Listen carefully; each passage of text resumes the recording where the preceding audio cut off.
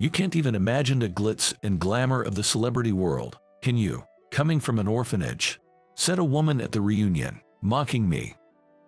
"I grew up in an orphanage, without parents." Knowing this, she has always ridiculed me. And compared to that, you're just pitiful, raised in an orphanage with hardly any connections, completely alone in the world, aren't you? She bragged about her happiness, flaunting her engagement to a wealthy heir. Just as I was getting fed up with her attitude, a beautiful woman appeared. "My name is Ryan. I'm just an ordinary 25-year-old man, but there's one thing that sets me apart from others. I don't have parents. I've been living in an orphanage as long as I can remember. I don't know much about it and don't want to, but apparently, my parents died in an accident when I was less than a year old. It's a sad story, but since I can't remember their faces or voices, I never really felt the sadness. The orphanage staff were sometimes kind, sometimes strict. Thanks to them, all of us who grew up together were full of compassion and grew up properly. When I started elementary school and met friends outside the orphanage, I realized my situation was rare. At parent-teacher events, I was always the only one without parents. The teachers from the orphanage would come to events like sports days and concerts, but they weren't just there for me. They came for all the kids from the orphanage. At my first sports day in the first grade, I felt lonely for the first time for not having blood-related parents. Besides the loneliness of not having parents, growing up in an orphanage had other downsides. "Hey, homeless, you don't have a home, do you? Poor thing." Some classmates would tease me after finding out about my circumstances. "I do have a home. That's not a home. It's more like a kindergarten." To me, the orphanage where I was raised was definitely my home. In fact, since that's all I knew, I even thought it was normal. Besides, I do have a family.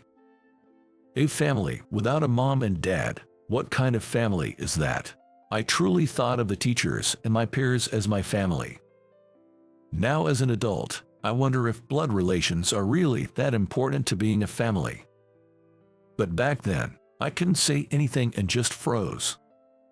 One classmate, Emma, was particularly harsh in her teasing. She was always bright and seemed to be the center of her group. "Look at this, isn't it amazing? I bought it on a trip to Hawaii." After long vacations like summer break, she would always brag about something. She'd talk about family vacations or staying at a relative's vacation home. It would have been fine if she just bragged, but "Look at this, Ryan. I bought it on a family trip. It was so fun."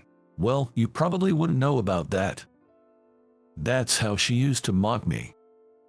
She probably felt superior by using my upbringing in an orphanage as leverage. I didn't envy her travels because I had fun in the orphanage, but it was frustrating. I told her many times to stop teasing me, but she never listened. Eventually, I got used to it and gave up. By some twist of fate, I ended up going to the same high school as Emma. Even at 16 and 17, she continued to ridicule me. I hadn't told my friends about being raised in an orphanage, but one day, she let the cat out of the bag. Emma told me, "Is it true you were raised in an orphanage?" "Yeah, actually, it's true." I wasn't hiding it out of shame. I just thought it would be a hassle if more people like her, who had been laughing at me for nearly a decade, started to mock me. "Really, sorry if I upset you. I just wanted to know if it was true." "What? What do you mean, what?" Unlike Emma, he didn't change his attitude after finding out I was from an orphanage. "No, I just thought people would look down on me or distance themselves when they find out." "What? That doesn't make any sense." I still remember being genuinely surprised by his unexpected reaction. He was an exception. Though not as extreme as Emma, most people seem to have prejudices against those raised in orphanages. Besides her, there were others who said heartless things. But I noticed a pattern. When I showed some sort of ability, their attitudes changed. I decided to focus on my studies and sports, believing it was my only path. My efforts paid off, and I achieved great results. Gradually, people began to gather around me, and I made close friends who I still keep in touch with. Maybe Emma didn't like this, but she continued to spread bad rumors about me. But I stopped caring about her antics. By ignoring her, I stopped giving her the satisfaction. Eventually, she stopped coming to me with her boasts. By ignoring her continuously, we drifted apart. As a working adult, I finally bid farewell to the strange connection with Emma. No one at work made fun of me for being from an orphanage. No one even bothered to ask about my family. Thanks to that, I felt comfortable and am now living a happy life. One day after work, I checked my cell phone and found a long message. It was from a high school friend. What's this? A reunion invitation. The one who contacted me as the organizer was the guy who didn't change a bit even after knowing about my background. He was a great friend, and I was excited at the thought of seeing him after such a long time. It's been a while. I'll definitely attend. Out of happiness, I immediately replied. Minutes later, I received thanks for confirming and details about the venue. Thanks for the invite. Looking forward to it. This should do. Wait a minute. A high school reunion meant that Emma, who always had something nasty or boastful to say, would also be there. Realizing this made me a bit anxious. But I quickly remembered the fun memories outweighed the bad, and I looked forward to reuniting with friends. On the day of the reunion, when I arrived at the designated tavern for the reunion, there were more people gathered than I expected. Hey, it's Ryan. Long time no see. Hey, long time. How've you been? Pretty good, I guess. I sat near the organizer, ordered a beer, and started chatting with a friend. So, what's up with you lately, Ryan? Just the usual. Work and life are pretty mundane. That's good to hear. He mentioned that some of our classmates weren't in the best of situations. Some had quit jobs at exploitative companies, while others were recovering from major injuries at their manual jobs. As we drank our beers, sharing updates and reminiscing, I heard a commotion from the back of the room. Wow, Emma, that ring is amazing. Really, really. Where did you get it? The center of the excitement was none other than Emma. I couldn't see well from where I was, but apparently, she was wearing a lavish, opulent ring. Right, actually, I was proposed to by my wealthy fiancé. She flaunted her ring to her friends, grinning widely. While the women were getting excited, my close friends nearby mentioned it in a low voice. Man, a wealthy heir, huh? I wonder how much that ring cost. Then, she must have noticed that we were interested in her ring. She made her way over to us, pushing through the crowd with determination. You guys interested too? Look, here it is. Take a good look. She hadn't been asked, but she turned her left hand towards us. The gemstone was dazzling in the light. I can go into details because it's his work, but then she began boasting about her boyfriend. He apparently makes $1 million a year and drives a luxury car. He even seems to own a vacation home. He used to be a model and was incredibly kind and handsome. She was head over heels for him. I was almost impressed she could say the last part without any embarrassment. Well, you guys are just in a completely different league. Her unnecessary remark caused some irritation. Then, she turned to me with a laugh. You can't even imagine the glitz and glamour of the celebrity world, can you? Coming from an orphanage, she bragged about being born into the upper class, enabling her to marry into wealth. She spoke of her wonderful in-laws and how loved she felt by her fiancé, with a deliberately unpleasant demeanor. Compared to that, you're just pitiful, raised in an orphanage with hardly any connections, completely alone in the world, aren't you? I was just dumbfounded by her ignorance. You seem to be under some misconception," I began to say, about to reveal the truth. At that moment, I felt the warmth of someone's touch on my right arm. At the same time, a familiar sweet scent of perfume wafted over. "Excuse me, do you need something from my husband? Please don't cause any trouble."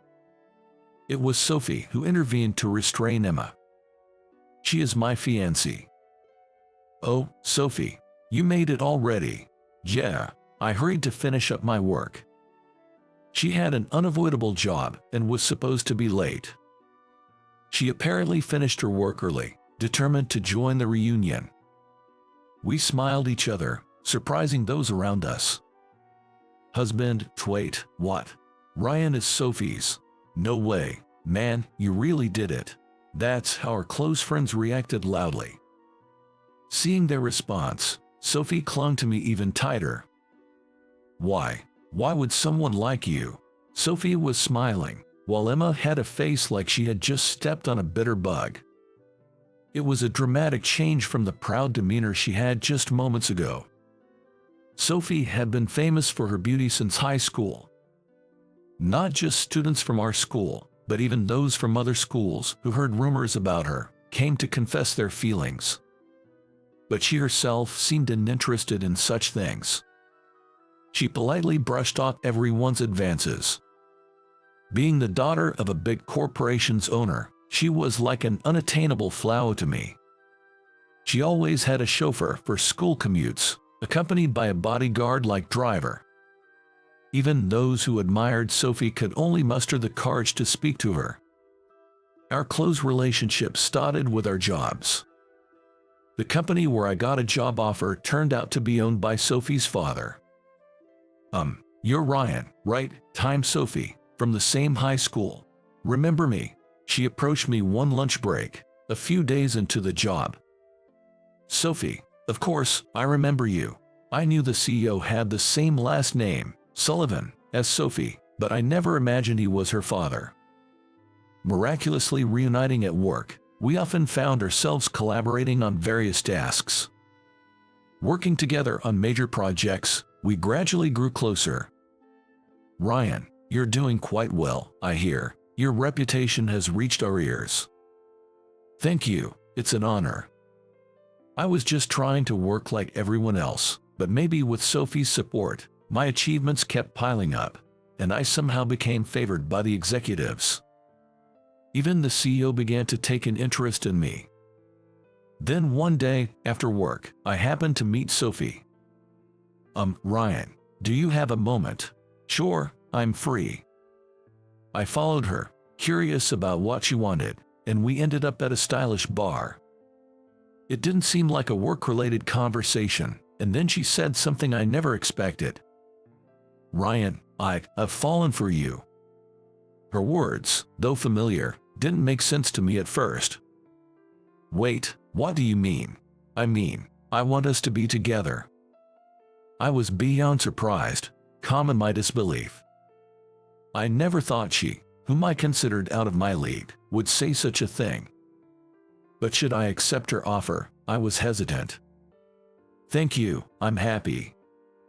"I'm happy. But I definitely don't think I'm someone who matches her.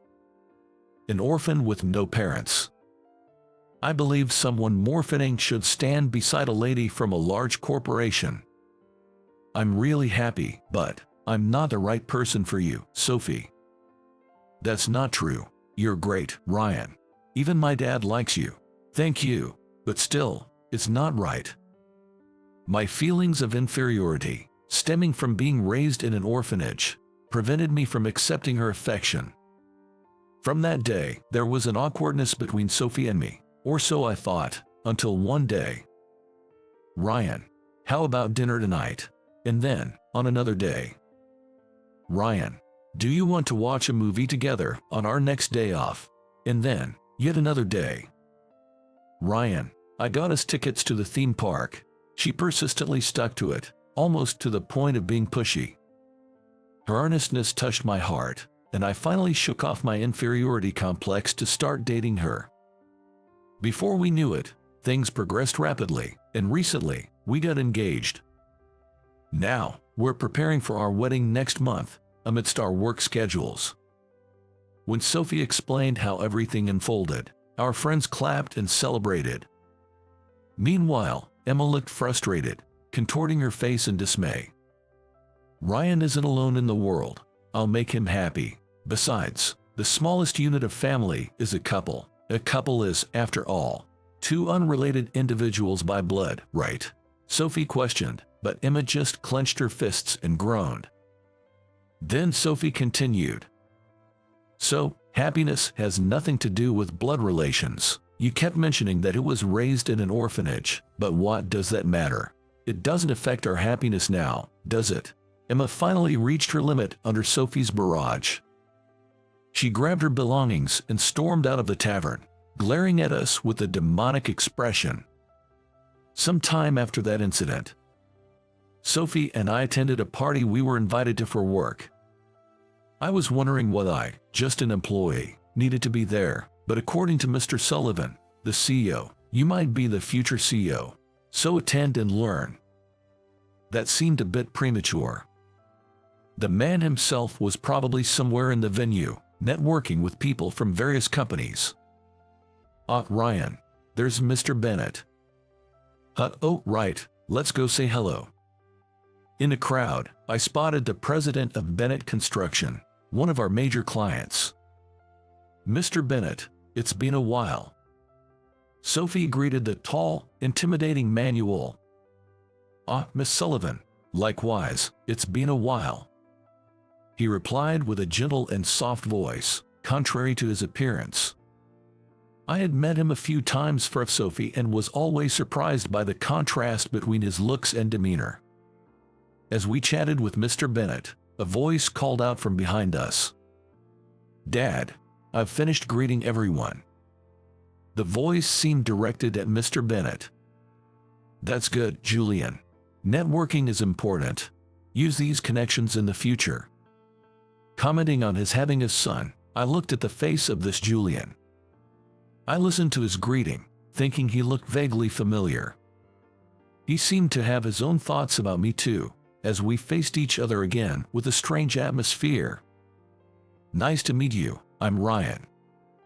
Ryan. As I introduced myself, his eyes widened in recognition. Remembering him, I exclaimed, Julian, is that you? Ryan, it is you, isn't it? Julian, you know him? Asked Mr. Bennett, looking puzzled at us. He probably never imagined we had a connection. Yeah, we were in the orphanage together in the past.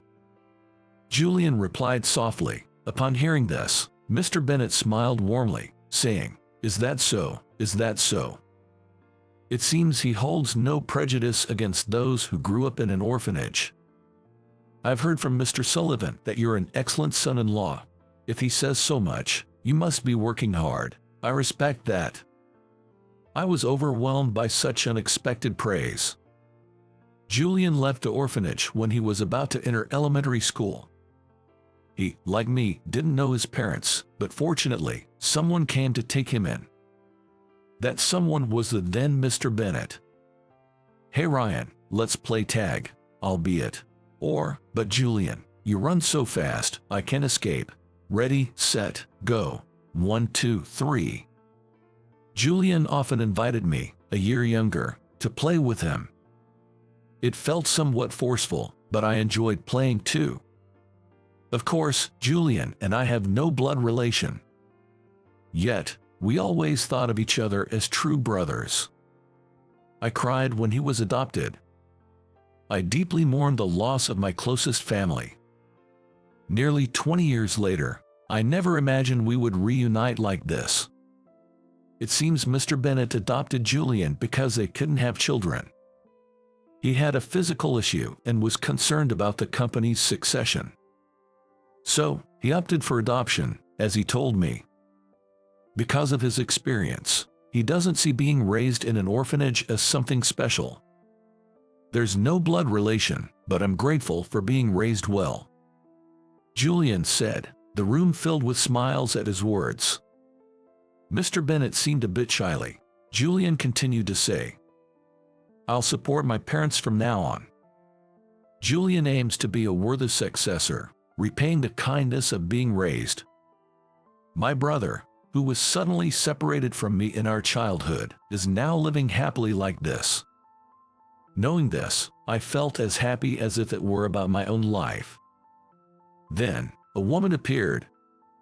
A voice I remembered from a recent unpleasant encounter. Julian, sorry to keep you waiting. Wait, why are you two here? It was Emma, dressed in an overly flashy dress. It's more like my line. Why are you here? Sophie stepped between Emma and me. Since the reunion, she seemed wary of Sophie. What do you mean why? Can't a fiancé attend a party? Emma sarcastically responded, clinging to Julian's arm as if showing off. So, the wealthy fiancé was Julian. Our strange connection with Emma was almost eerie. As I was thinking this, Julian asked curiously, "Wait, Emma, you know them?" "Yeah. These two are my high school classmates," Emma explained in a manner not fitting her elegant appearance. "Really? That's a surprise. I have a connection with Ryan too. He's like a brother to me. We just reunited today after about 20 years. Hearing Julian's story, Emma frowned. It seemed less like she was angry and more like she couldn't comprehend his words. "Oh, like a brother. But Ryan's just a pitiable orphan, right? Why would you, Julian?" "Well, Emma, that's harsh." Julian, also an orphan, was shocked by her demeaning words. "I told you, I was adopted. Before that, I was in the same orphanage as Ryan." He spoke sadly, and Emma stood there, shaking and dumbfounded. Mr. Bennet, watching sharply, seemed the most critical of Emma's behavior. His stern face, when glaring, was so intimidating that even I, who wasn't the target, felt shudders. "Emma, do you have a prejudice against being raised in an orphanage?" Well, I wanted to say something too, but I was lost for words in this terrible atmosphere. Then Sophie spoke up. She used to tease him back in high school. Even at the recent reunion, she said terrible things to Ryan. Emma tried to make excuses but cowered under the cold stares from Mr. Bennet and Julian.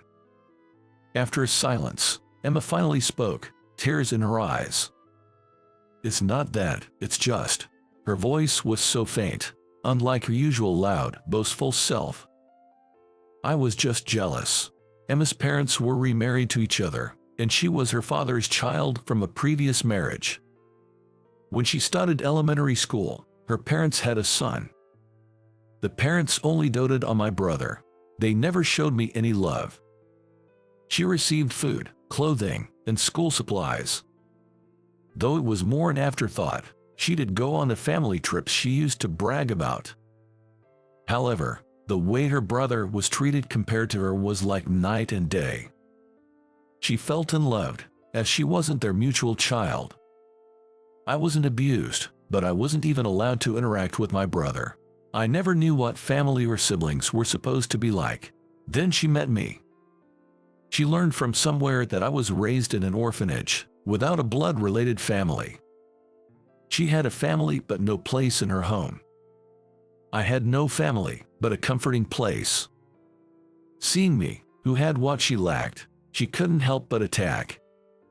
That's why I pretended to be cheerful and exaggerated my boasts. I just wanted to fit in at school. Emma. She lined up boasts and lies, creating a circle where she was celebrated. Desperately gathering friends, she sought her place. Yet, the orphan with nothing was now smiling with friends. Seeing me, trusted and respected, her jealousy grew uncontrollable. "But you never cared," she said. I ignored her for convenience, but to her, it seemed Ryan had grown up. It's not that I didn't care.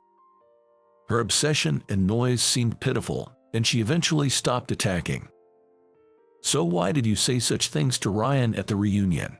Sophie asked angrily. Emma, on the verge of tears, whispered, "I got carried away. Julian proposed, I even got a ring, and then I said those things." Her tears smeared her makeup. Ignoring that, She suddenly apologized to me. I'm sorry. I'm really sorry for everything. Emma. Her apology seemed sincere. Not just words, but truly from her heart. But how could I easily forgive over a decade of harassment with just one apology? Emma. I'm really happy now, being adopted by my father, but being in the orphanage wasn't a misfortune. I had many friends with similar experiences. The orphanage housed children with various backgrounds. We understood and supported each other, living happily. There was some loneliness without parents, but it wasn't solitary or miserable. Right, Ryan? Yay! I smiled a bit at Julian, who had spoken for me, and turned my gaze back to Emma. She apologized to me again, clearly understanding the gravity of the situation. Emma, I'm sorry. I just can't sort out my feelings right now, so I need some time to think about the marriage. She looked a bit surprised at Julian's words, but she didn't make a scene or reject him. I'll call a cab for you, so please go home and think it over, Julian said with a firm demeanor, although it must have been tough for him to say that. He probably did this considering that the disdain for being raised in an orphanage wasn't just towards him. Emma quietly said okay without any fuss and left the scene. Later, Julian informed me that the engagement with Emma was called off. It seems she was the one who proposed ending it. He still doesn't seem to completely dislike her. Indeed, considering Emma's family circumstances, there's room for sympathy. That's what I thought, but Sophie had a different view. I won't sympathize at all. Her family background and her continuous harassment are separate issues. We shouldn't pity her until it's clear she's really repented and changed, right? Well, you might be right. By the way, Sophie, you're kind of tough on Emma, aren't you? I was concerned about this since the reunion and the recent party, where Sophie was noticeably cold towards Emma. I asked her if there was any particular reason for this, to which she replied a bit sulkily. It's just a rivalry. Rivalry? In high school, I thought she liked you. I always assumed she was being snide to get your attention. Sophie said this shyly. That means she had been watching me since then. The fact that Sophie, admired by everyone, had such thoughts about me was quite a surprise. Really. Feeling both surprised and happy, I found Sophie even more endearing. Remember at the reunion, you said happiness doesn't need to be related by blood. That made me really happy. The fact that Sophie became part of my family, and that her family has been so good to me. For me, that was a great happiness. I think the bond is what's important in a family. Yeah, I think so too. Let's never forget this. Saying that, we shared a laugh. Our wedding. Since I had no relatives, it was a small ceremony in a church, just the two of us.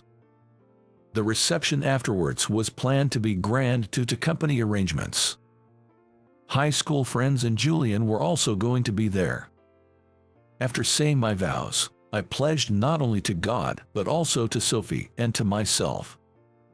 No matter what happens, I want to cherish my family and deepen our bond. I want to be someone all those who supported me can be proud of. Divine light streamed through the stained glass as we made our promises for the future. Hey Joe, go hit on that girl. Go pick up that blonde beauty with your high school level French. Just go, hurry up. At a hotel lobby where our high school reunion was being held, I saw a beautiful blonde woman, my classmate, who looked down on me for only having a high school education, ordered me to approach her. No matter how much I refused, he kept forcefully pushing me to do it. He seemed to want to laugh at my discomfort. But he didn't know. Fine, but that girl is my secretary. That she wasn't a stranger. And what I am doing now. I am Joe. I grew up in a single-parent household with my younger brother. Though we grew up together, it wasn't really the case during our early childhood. My brother, Mike, wasn't very physically strong and had repeated hospital stays since he was young, so our mother was always occupied with him, leaving me alone many nights. I was scared and lonely during those nights alone. But I could never say that to my mother, who was working desperately while caring for my sick brother.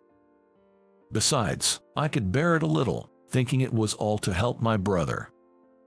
Nevertheless, being alone at home with nothing to do, I started to want to lighten my mother's burden and naturally began to help with household chores.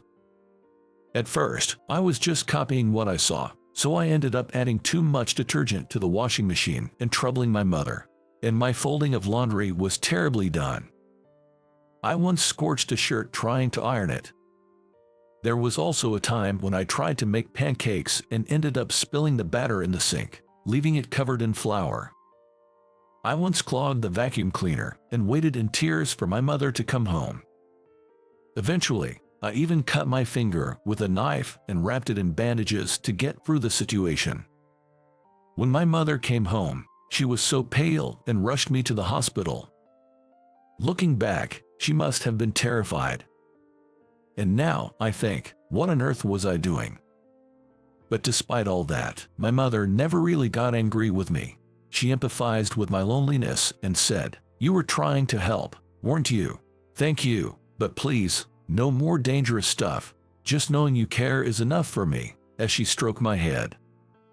Of course, I wasn't allowed to touch knives or irons anymore, and I could only use things she taught me. But as I gradually learned to do more chores, I felt like I was really helping her, and that made me very happy. My dad left us right after my brother was born, running off with another woman he had an affair with. I used to think he was a doting father and I liked him, but after seeing him betray and leave my mother, I've always disliked him. My mother worked tirelessly, not just at her job, but also taking care of my brother and still keeping an eye on me. I can only imagine how busy and difficult it was for her. Though we got child support from my father, because of my brother's medical expenses, life was pretty tough. I wanted to do my best for my family. With that determination, I kept adding to the chores I could handle. This was around the time I became a middle schooler. I ended up in the same class as a student named Steve. Steve was the center of our class, the kind of popular guy who's always surrounded by people, regardless of gender, with friends among upper and lower classmates. "Hey, anyone up for cinema today? There's a new place near the station. I heard the staff is pretty." Once he suggests it, my classmates say, "Sounds good, let's go." Why not invite the whole class? Right, everyone. Everyone, let's meet at the cinema near the station after school. Before I know it, there's already a plan for the whole class to go to cinema. I got past exam papers from a senior. Seriously, way to go, Steve. Typical Steve. Having lots of connections sure is handy. Thanks, Steve. With these, we can avoid failing. Hey, how about we all study together afterwards? Oh, then come to my place. I've got a new video game. We can take a break and I'll show it to you. Wow, I want to go. Steve, who somehow got his hands on past exam papers, is revered like a god and proudly shows official. He's always surrounded by people and loves to have a wild time. I find it a bit hard to get along with him, who's the complete opposite of me. You should come too. No, I don't have money for cinema. What? It's just cinema. You get an allowance, right? Sorry, I really can afford it. At first, I was also invited. But since my family didn't have much money, I never accepted the invitations, and eventually, he stopped inviting me. Honestly, I found Steve hard to deal with, so I didn't really care. However, it seems Steve didn't like being turned down by me. Hey, isn't that guy just all about studying and acting like he's better than us, like a school committee nerd, acting all introverted despite himself? Yeah, I get it. He always turns down your invitations, acting all high and mighty. To us outgoing folks, that's just weird. Anyway, Steve, forget that loner. Let's go out somewhere today. Sounds good, let's do that. Before I knew it, I was labeled as an introvert and became an outcast. But it wasn't just me, there were several others as well. Apparently, there were quite a few classmates who couldn't keep up with the vibe and energy, and all of them were inevitably labeled as introverts. Soon, our class seemed to be split into extroverts and introverts. Ironically, despite hoping classes would change as we moved up grades, Steve and I ended up in the same class for all 3 years. By the time we reached 9th grade, we had to take the lead in all school events, guiding the younger students. Steve, who loved festivals and events, was thrilled that he could finally be the center of attention and organize things in his final year. Everyone, what should we do for the school festival? We can do food and drink like high schoolers, so why not just stick with a safe exhibition again this year? No way, we have a stage, so we should do something that stands out. How about a play? It'll be fun and definitely liven things up. Steve starts the discussion enthusiastically, but listening to him, it just seems like he wants to stand out and make noise, which is kind of depressing. If we do a play, it'll take a lot of time on the day, and rehearsing will be tough. Maybe an exhibition would be better. Someone in the class timidly suggests this, but Steve retorts, "What? We were just getting into the idea of a play. You got a problem with that?" "No, not really." "Well, it's fine. If you can't keep up, you're just in the way. Let's just have fun with those who can enjoy it." Steve's idea of a play isn't about a story, but more like imitating a TV comedy show, making fun of someone.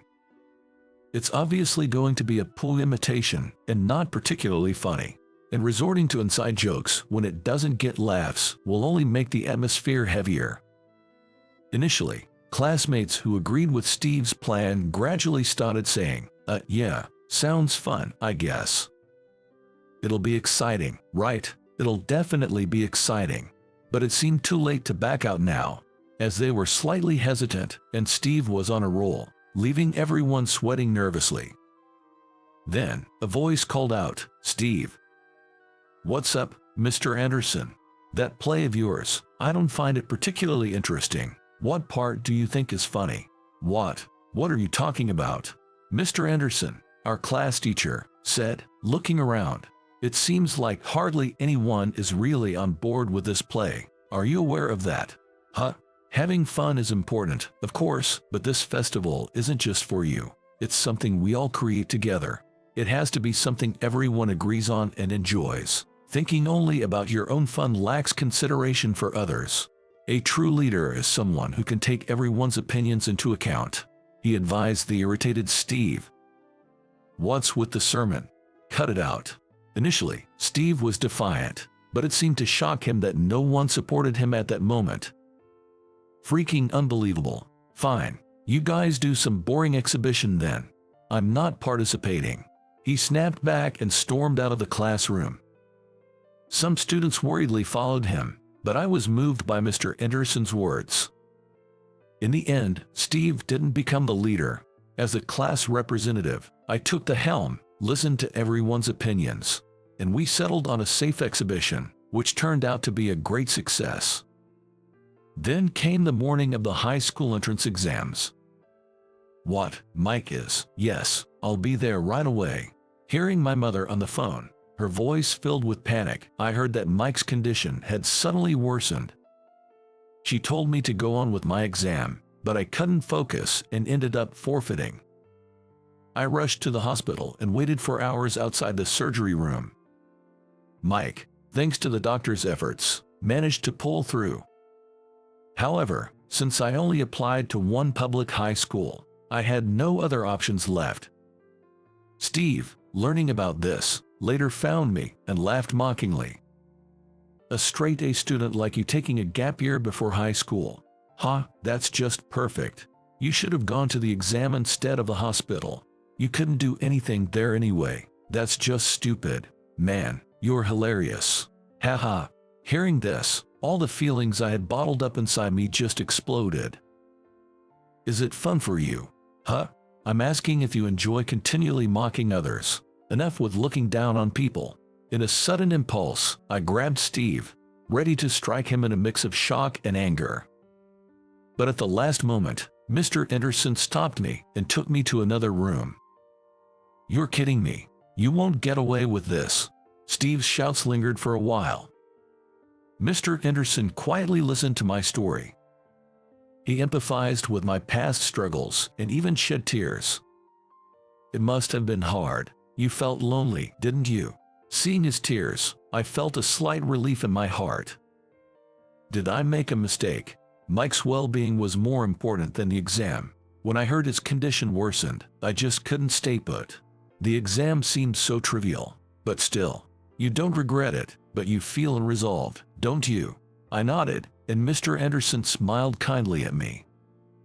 It's normal to feel that way, but prioritizing Mike over the exam wasn't a mistake. Probably, if you had chosen the exam, your worry for Mike would have prevented you from performing your best. Mr. Anderson, remember, you can always reach out to me when times are tough. I'm on your side. It's going to be all right. Saying that, he gave me his address and phone number. I wasn't in a family situation where I could ask for a cell phone, so my communication with Mr. Anderson naturally became through letters. I made it a point to always write to Mr. Anderson whenever something happened, ensuring I never neglected our correspondence. Mr. Anderson also sent back thoughtful responses every time. Not only that, but he never failed to send Christmas cards and midsummer greetings as well. Fast forward 15 years since I graduated from middle school. An invitation to a class reunion arrived. A reunion for our 9th grade class. Looking at the invitation, I didn't feel much excitement.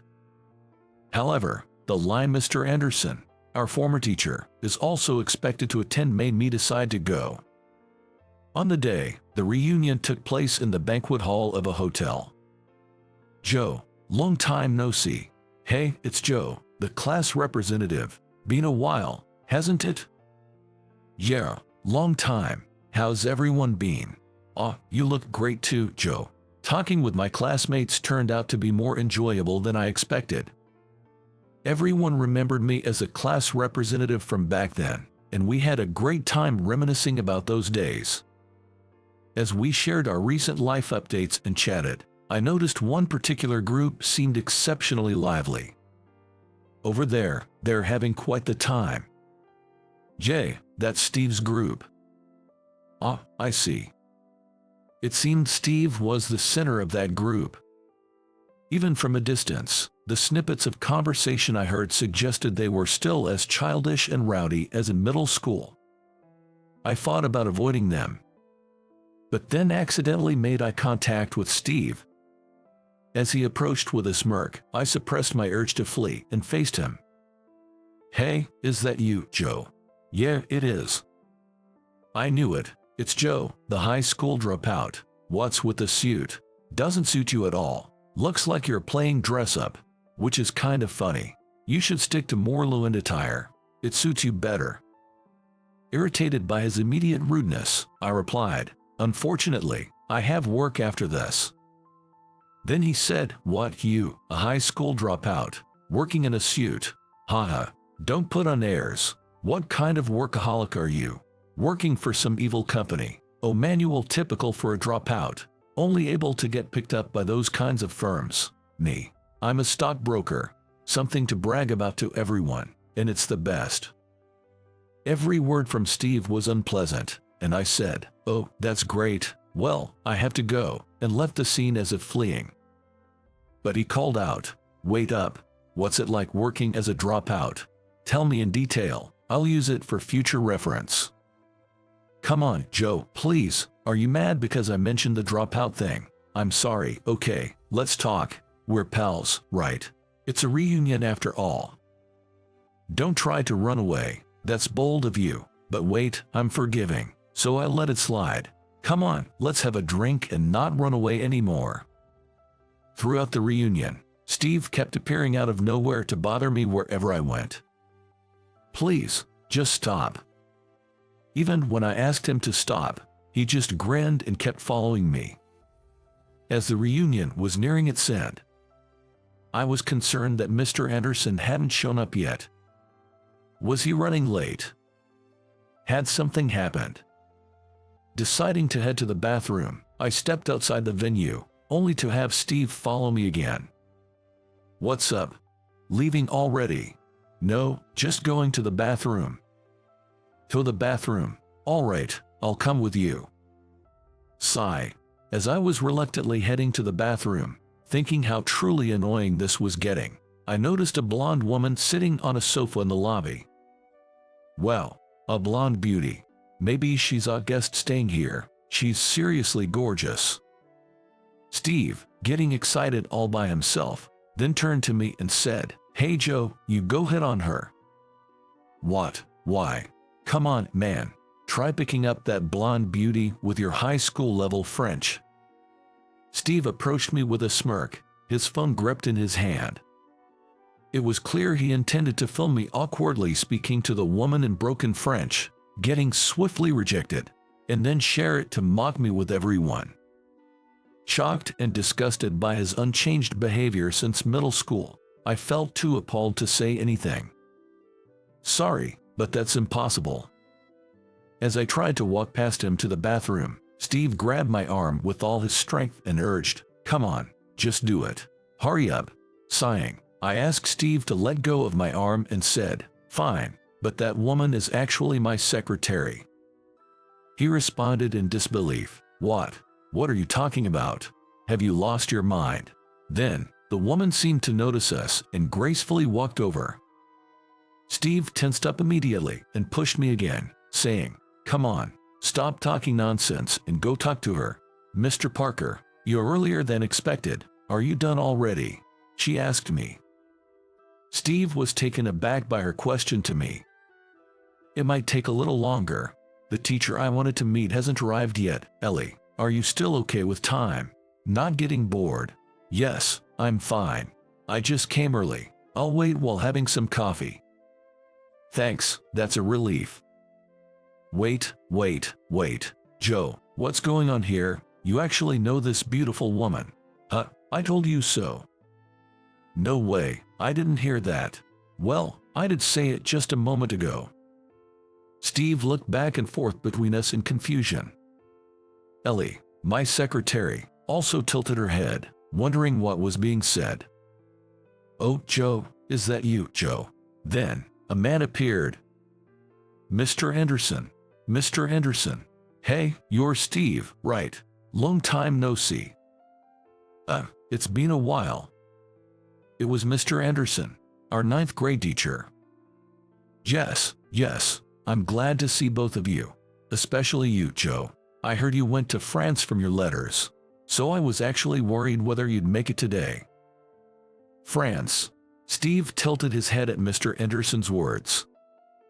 "Yeah, I didn't go to a high school in the US, but right after that I moved to France and attended high school there." "What? I continued with college there too, and now I work while traveling between America and France." "What does that mean?" "My mother remarried right after I graduated from middle school. He was my brother Mike's primary physician and a renowned cardiologist. Mike had a weak heart, so with the help of my stepfather, we went to France for his surgery. My mother and I followed along, and we started living there. There, I attended high school and later enrolled in a prestigious university. During my university years, I started a company that eventually took off, and now it has grown into a considerable business with over 100 employees." "What? Starting a business? As a student? Aren't you aware? In universities there, it's quite common for students to start businesses. I met my girlfriend there, and we started the business together." I handed Steve my business card. The company name written on it was a publicly listed one, something Steve, as a stockbroker, couldn't possibly be unaware of. Moreover, it had recently become a popular stock due to its strong performance. No way. Recognizing the company, he was at a loss for words. "Indeed, I didn't attend a high school in America, but in the business world, that doesn't matter. Nobody cares about your educational background. Whether you're a middle school dropout, a high school graduate, or a college graduate, a president is a president. You're judged by your work. Steve stood there, unable to say anything, his head bowed. Why? Why are you always ahead of me? Steve muttered this weakly. I've always resented you since middle school. I was raised in a single-parent home too, without a father, but unlike your family, my mother was the kind who changed boyfriends every few months. There were always strangers staying at our house, and I felt like I had no place there. I spent nights out, trying not to go home. So, I was envious of you, even though your brother was sick. Your family was supportive and close. Steve, you always had better grades and were the class representative, trusted by teachers. In contrast, I was just spinning my wheels, trying not to let anyone find out about my home life, and ended up being labeled as frivolous. I've been scared since then, always fearing betrayal. Mocking you was my way of venting my frustration. Grades are something I worked for, and being class representative was just because no one else volunteered. Living honestly earns trust, and my being mocked isn't a good excuse for your insecurity. Yeah, I know. When you got angry at me for the first time, after I mocked you for not going to high school, I finally understood. I have done something irreversible, but by then, it was too late to apologize. I planned to apologize if you came today, but seeing you so happy made me realize how pointless my life has been, and it just made me angry. All I could do was hold my head in my hands. While there might be some room for sympathy regarding Steve's family situation, everything else was honestly just a result of his own actions. I had genuinely suffered and been hurt by his behavior for a long time. Steve said he envied me, but I felt the same about him. He was always the center of attention in the class, surrounded by friends. Constantly in the midst of laughter and smiles, I often envied that. In contrast, while I did feel my mother's love, I also experienced more loneliness than most, and being naturally bad at socializing, I was labeled as serious. I never wanted to be class representative. It was Steve who labeled me as an introvert and pushed that onto me. When I conveyed this, he looked at me in surprise. I was never really the serious type by nature. I was just a kid who suppressed my own feelings to distract from the loneliness. That's why I always envied you, Steve, being bright and the center of attention. Why? Why didn't you ever say anything? Why would I? You never said anything to me either. That's true, but I had no idea you felt that way. You always looked expressionless. Just because I don't show it on my face doesn't mean I didn't feel anything inside. I have happy moments and unpleasant ones too. It's normal. Jer, I guess so. I thought you always looked okay, so I justified to myself that it was fine to do or say anything to you. I'm really sorry. I was wrong. I'm the one who should apologize for always ignoring you and not verbally expressing my discomfort. I should have made my feelings clearer. I'm sorry too. After 15 years, we both looked down, offering mutual apologies. Then, Mr. Anderson stood in front of us. Both of you have grown up so much compared to those days. Steve, it's commendable that you realized your mistakes on your own. Admitting you were wrong is often hard, but that doesn't change the fact that you hurt Joe. That's something you should deeply reflect on. Yes. Joe, too. That day you showed your emotions, instead of just observing things from afar. I was really happy. It's wonderful that even now, amidst these unresolved feelings, you can acknowledge your faults. Yes. In life, there are many people we may not get along with. In fact, most might be like that. Yet, in living, we sometimes have to understand each other. For me, both Steve and Joe are precious students. Not just you two, but all students I've been involved with. Their happiness is my happiness. You two have resolved a burden in your hearts today. That makes me very happy too. You both are thoughtful and outstanding students. I'm proud of you. Feeling almost too flattered, I couldn't help but laugh. Steve seemed to feel the same way, and Ellie watched us with a warm smile. Joe, Over here. Steve, sorry to keep you waiting. No, I just got here too. Is takeout okay? Yeah, thanks. Since that reunion, Steve and I somehow started keeping in touch. At first, there was awkwardness, and our conversations hardly lasted. But now, we can talk like normal friends and even go out for drinks. We often share stories about our past. He told me about how he became independent after high school, earned scholarships for college, and landed a job at a major securities firm. It must have been tough getting into a big securities firm. Yes, it was. I did a lot of preparation and spent days stressing over entry sheets. That's amazing. I admire his effort, but Steve laughs it off, saying, "No, compared to you, I'm just a minnow. You struggled in a foreign country, right? Your determination and resolve to start a business while still a student is way more impressive than anything I've done." We started inviting each other out more often, and now we meet about once a week. Because of this, we've talked about things we never could have imagined discussing in middle school. One such topic is what you'd call romance talk. What? A proposal? Yeah, I've been with Ellie for years now, but our business partnership has lasted even longer.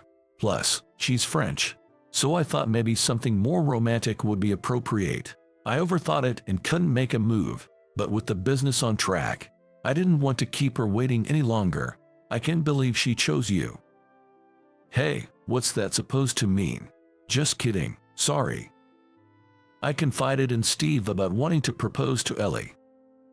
He listened seriously, despite his jokes, and helped me research things like restaurants with a night view and the meaning behind the number of roses in a bouquet. When my proposal was successful and we decided to get married, Steve cried and rejoiced as if it was his own happiness, saying, "Congratulations, I'm so happy for you." Since then, Steve has stopped making snide remarks. He's reevaluated his behavior and character in both work and personal life, softening his demeanor and apparently becoming quite popular.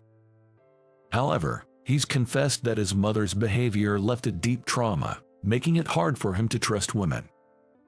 Marriage seems like a distant dream for me, but hey, I'm totally content with my life as it is now. Steve spoke carefreely, and it was refreshing to see. I don't believe marriage is everything, but I do hope his emotional wounds heal even a little. Soon after, I married Ellie. Among the guests were, of course, Mr. Anderson and Steve. Congratulations, be happy. Thanks. Let's catch up for a drink once things settle down. I'll get in touch. Sure, I'll contact you too. Mr. Anderson watched us laugh together with a pleased look. Back in middle school, I never imagined understanding Steve to this extent. Maybe, even in the deepest conflicts, people can understand each other if they open up. Ellie and I, from different countries and backgrounds, have become a family. Steve, whom I once detested, is now a close friend. Not making assumptions and continuing dialogue is vital, both in work and personal life. I plan to live by this lesson moving forward.